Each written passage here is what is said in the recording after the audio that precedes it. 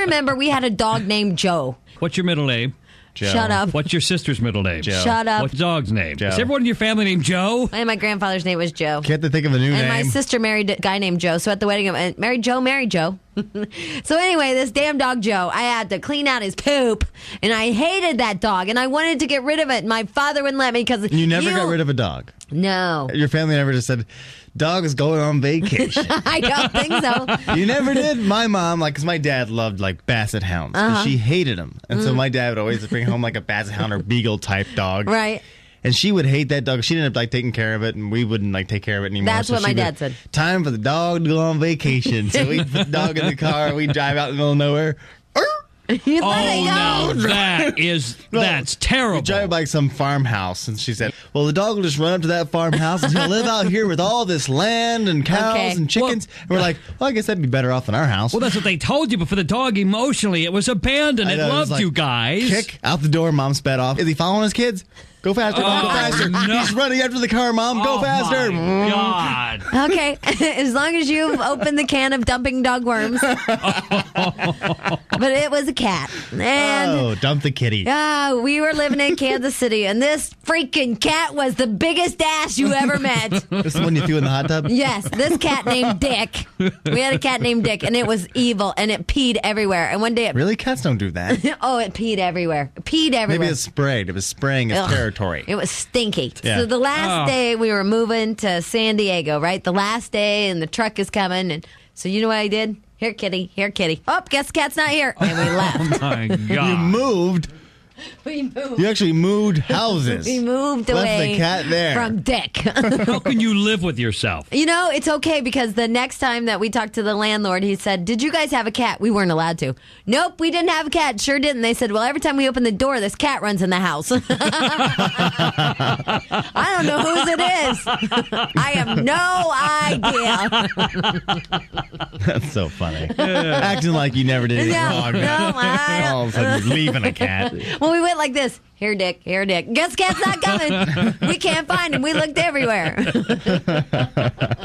So I admit that. I mean, you wouldn't because you're such a dog. No, my family was the opposite. We never went out and purchased a pet. We just adopted strays. We had a whole yard So full. it was your house we dropped our dogs off at. Yeah. At one point, we had 7 dogs and 2 cats. I love that your mom told you that you're dropping it off at a farm where he'll live happily ever after. This is like heaven for a dog, kids. Look at this place. That your mom is so sweet that she would dump a dog. It's kind of nice, really. Let's let the dog out. The dog we chasing after the car. It was the best. Meanwhile, people like me and the people at the farmhouse are running an orphanage for dogs in the backyard.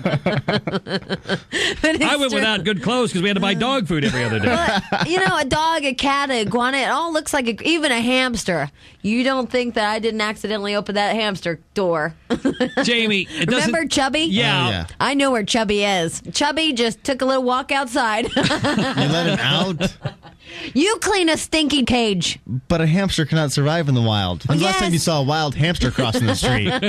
Well, yeah, but we lived in the woods. I thought he could survive. Yeah, sure. I think you fed an eagle that day. Chubby went for a walk. If you get tired of hamsters, you can outlive them with very little trouble. Just give them 6 more weeks, they die anyway. They don't live long. I know.